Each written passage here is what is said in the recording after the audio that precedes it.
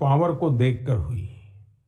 जब कर्तव्य पथ पर केंद्रीय सुरक्षा बलों और दिल्ली पुलिस की महिला टुकड़ियों ने कदमताल शुरू किया तो सभी गर्व से भर उठे। महिला बैंड का मार्च देखकर, उनका जबरदस्त तालमेल देखकर देश विदेश में लोग झूम उठे। इस बार परेड में मार्च करने वाले 20 दस्तों में से 11 दस्ते महिलाओं के ही थे। हमने देखा कि जो झांकी निकली उसमें भी सभी महिला कलाकार ही थी। जो सांस्कृतिक कार्यक्रम हुए उसमें भी करीब 1,500 बेटियों ने हिस्सा लिया था। कई महिला कलाकार शंख, नादस्वरम और नागदा जैसे भारतीय संगीत वाद्य यंत्र बजा रही थी। डीआरडीओ ने जो झांकी निकाली उसने भी सभी का ध्यान खींचा।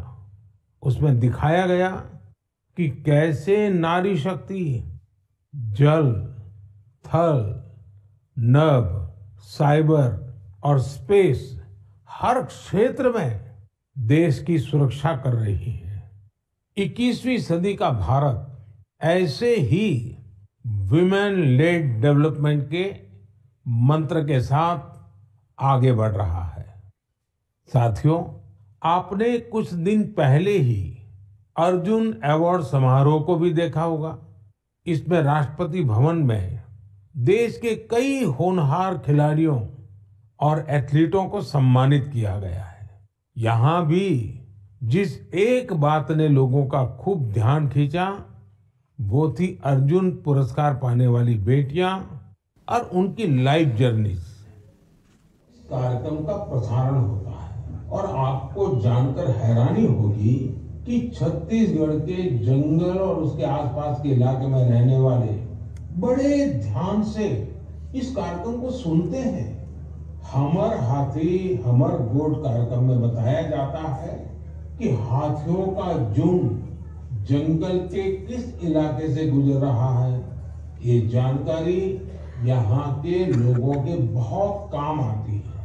लोगों को जैसे ही रेडियो से हाथियों के झुंड के आने की जानकारी मिलती है वो सावधान हो जाते हैं। जिन रास्तों से हाथी गुजरते हैं उधर जाने का खतरा टल जाता है। इससे जहां एक और हाथियों के झुंड से नुकसान की संभावना कम हो रही है, वहीं हाथियों के बारे में डेटा जुटाने में मदद मिलती है। इस डेटा के उपयोग से भविष्य में हाथियों के संरक्षण में भी मदद मिलेगी। यहाँ हाथियों से जुड़ी जानकारी सोशल मीडिया के जरिए भी लोगों तक पहुंचाई जा रही है। इससे जंगल के आसपास रहने वाले लोगों को हाथियों के साथ तालमेल बिठाना आसान हो गया है। छत्तीसगढ़ की इस अनूठी पहल और इसके अनुभवों का लाभ देश के दूसरे वन क्षेत्रों में रहने वाले लोग भी उठा सकते हैं। मेरे प्यारे देशवासियों, इसी 25 जनवरी को हम सभी ने नेशनल वाटर्स डे मनाया है।